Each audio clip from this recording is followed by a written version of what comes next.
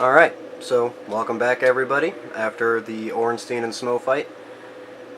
From the bottom where you fight them, there's two different elevators that you can take to get up here to this bonfire. Then after that, you open these doors and go talk to Guinevere, and she offers you the Lord Vessel, and that allows you to warp between bonfires. But before we warp anywhere, we're going to take care of an old NPC that we encountered before, and we're going to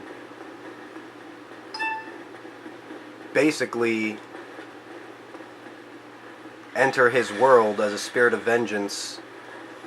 When you go back and you find out that someone killed your firekeeper, you find her body, well, not her body, but her belongings, and inside the belongings you find this, which is a black Eye Orb, and when you use it, it allows you to invade the world of the guilty.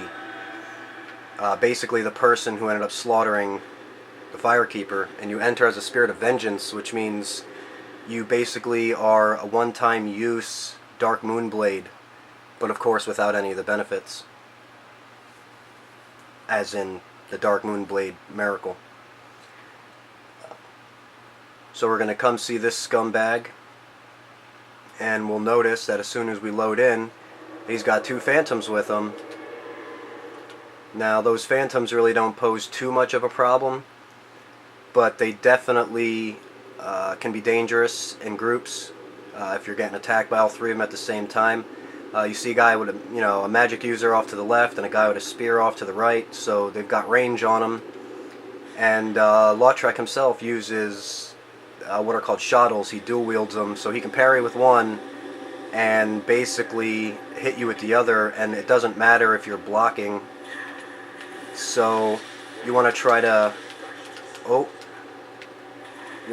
avoid fighting them all together as a big group.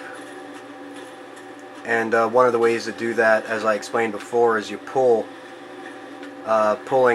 allowing some of the enemies to be basically pulled away from the group to allow for easier confrontations.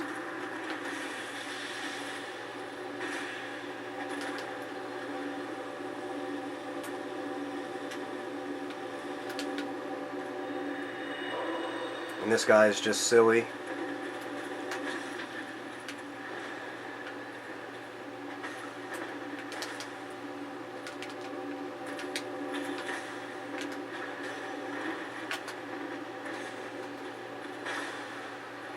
Okay, 2 down, 1 to go.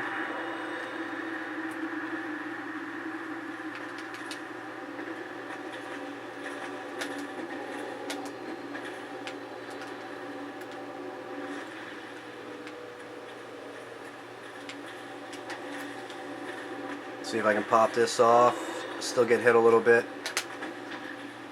Catch a nice parry.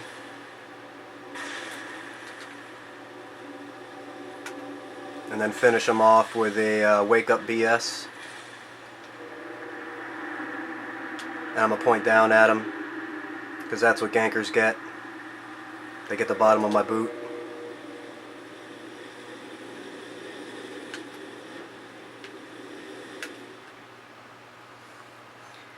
Alright, and then from here, what we'll do is go back to the bonfire, and then we will head back to Firelink's Shrine, check on our firekeeper, restore her soul, so then the bonfire becomes active again.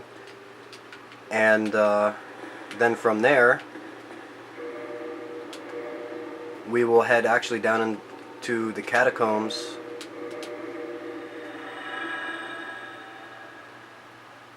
And then after that, it gets pretty intense.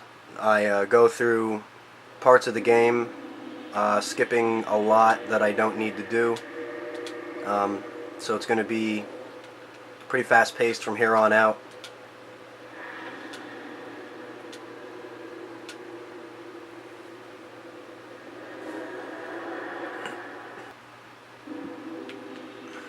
I'm going to talk to the Onion Bro here. He basically asks you if you were the reason why the doors to Zen's fortress were open. You tell him yeah, and you get your Miracle of Emit Force. Firekeeper is absent, cannot use the bonfire. So then that's when we come down here, and since we have her Firekeeper soul, we can return it, and it brings Anastasia back from the dead. And now she has a tongue, she can talk. Anastasia of Astora. A lot of people from Astora. She basically tells you she doesn't want to talk. That's fine. At least now I have my Firekeeper back, which means my bonfire is active.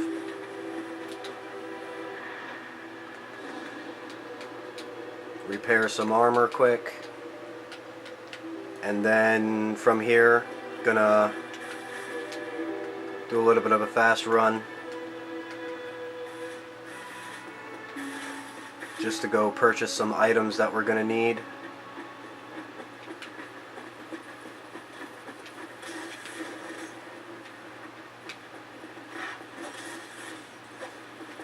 I'm gonna head straight on to that female merchant. Since that shortcut is open, everything's a lot easier.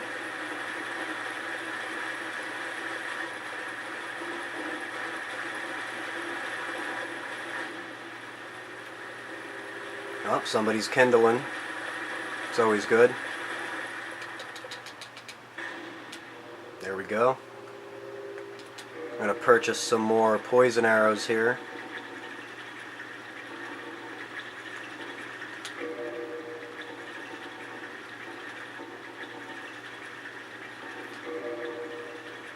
Also grab some more resins.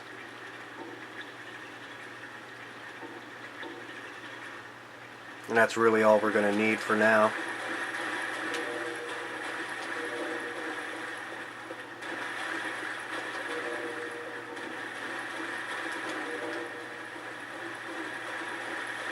And just in the interest in time, we'll do some homeward bonage.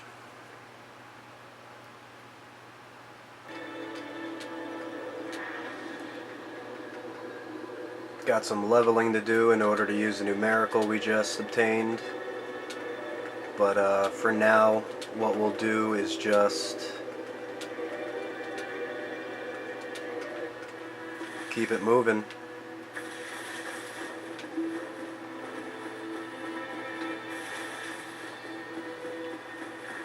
Come here and you'll notice Petrus is here, but the other clerics and Rhea are gone.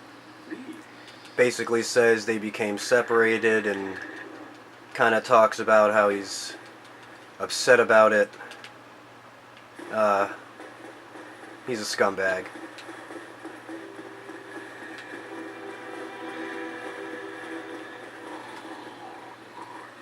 There's Frampt. We'll get to him later.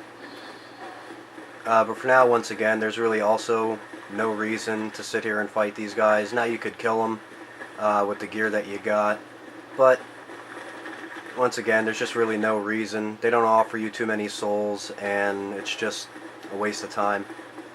They don't really follow you too far, so.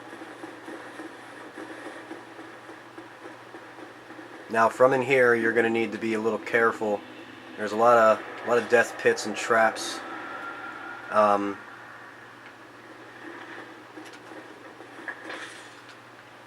So what we try to do is get past a lot of it without taking too much damage.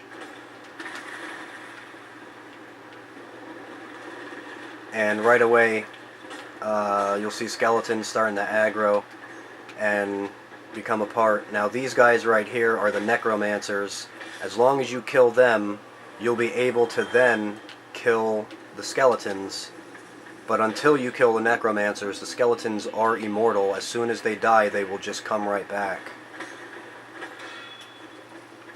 You can backstab them, you can parry them, they can parry you, so sometimes it gets a little tricky. From here though, we're just going to straight hoof it. Now that that necromancer of this area is dead, those enemies are finally able to die permanently. well, until you know, rest. But from here, there's a necromancer right there. I pick him off with some nice choice arrows to the face. Then that way all the skeletons in the immediate area will die once I kill them, and I don't have to like rush through them just to get to him, because he'll already be dead. So that's always a plus. The skeletons are kind of stupid too. You got to understand their bones. They don't have brains, so you can bait them into killing themselves pretty easily. You can always just kick them off a ledge too. They die that way because fall damage.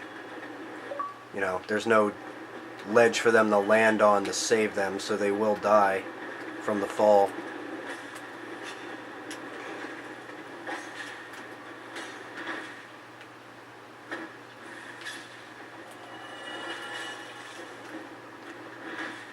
Now, just to make quick work of these guys, you know, you do what you gotta do.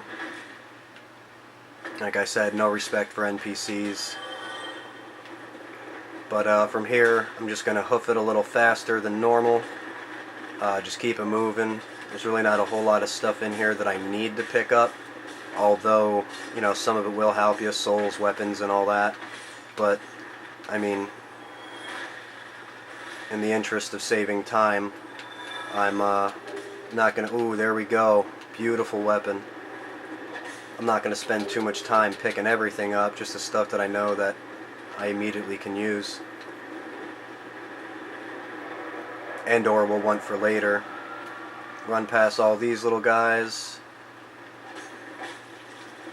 Open up this bridge. You'll notice the bridge over there, it'll turn.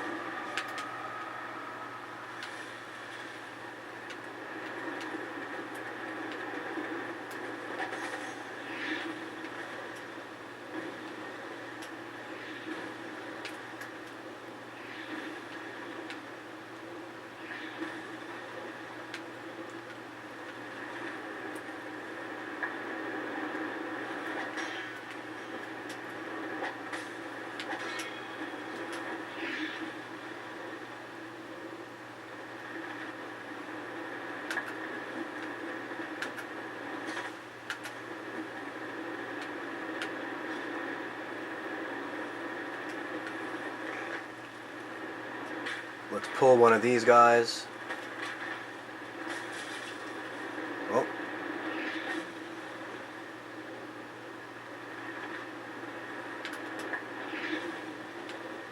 And you'll notice the necromancer then starts shooting fireballs from his little skull lantern. So now we know where he is. Oh.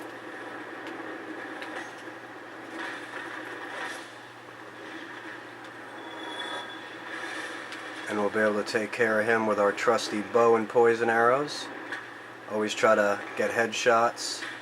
Not only does it inflict poison a lot faster, it does more damage, and it also temporarily stuns your enemy.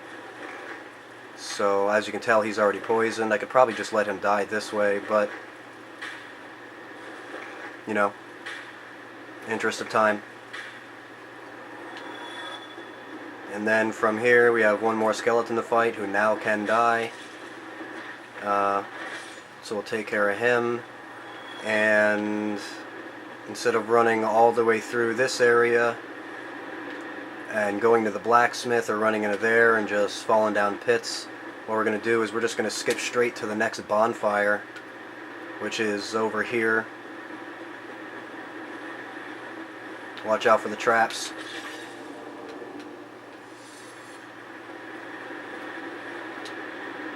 And then I'll continue from here.